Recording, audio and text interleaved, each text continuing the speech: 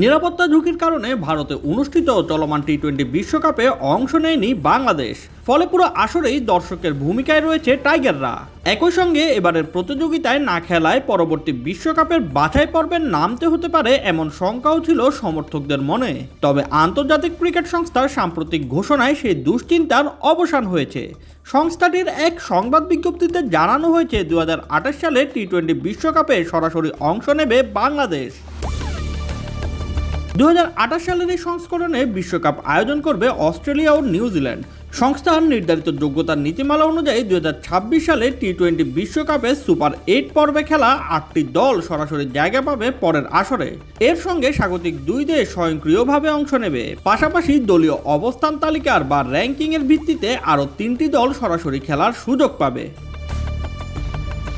এবারের বিশ্বকাপে সুপার 8-এ ওঠা ভারত, দক্ষিণ Africa, Zimbabwe, West Indies, Sri Lanka, England, New Zealand ও পাকিস্তান ইতিমধ্যে 2028 আসরের খেলার যোগ্যতা অর্জন করেছে। স্বাগতিক অস্ট্রেলিয়া চলতি আসরে সুপার 8-এ উঠতে না পারলেও আয়োজক হওয়ায় সরাসরি অংশ নেবে। অন্য স্বাগতিক নিউজিল্যান্ড সুপার 8-এ জায়গা করে নেয় র্যাঙ্কিং তালিকা থেকে অতিরিক্ত একটি দল সুযোগ পাচ্ছে। দলীয় অবস্থান তালিকার বিবেচনায় যে 3টি দল সরাসরি জায়গা পাচ্ছে তার একটি বাংলাদেশ, বাকি 2টি দল আফগানিস্তান ও আয়ারল্যান্ড। আন্তর্জাতিক ক্রিকেট সংস্থার বিবৃতিতে বলা হয়েছে আগামী 9 মার্চের আগে বাংলাদেশ, আফগানিস্তান ও আয়ারল্যান্ডের কোনো আন্তর্জাতিক টি-20 ম্যাচ নেই। ফলে নির্ধারিত সময়সীমার মধ্যে তাদের অবস্থান পরিবর্তনের সম্ভাবনা নেই বললেই চলে। এভাবে সুপার 8-এর 8 দল স্বাগতিক অস্ট্রেলিয়া এবং র্যাঙ্কিং তালিকার ভিত্তিতে বাংলাদেশ, আফগানিস্তান ও আয়ারল্যান্ড মোট 12টি দল সরাসরি 2028 সালের বিশ্বকাপে অংশ নেবে। বাকি 8টি দল নির্ধারিত হবে আঞ্চলিক বাছাই পর্বের মাধ্যমে।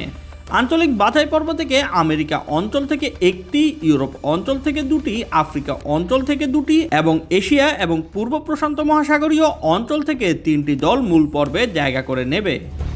Shoaib Shams, BD sports time.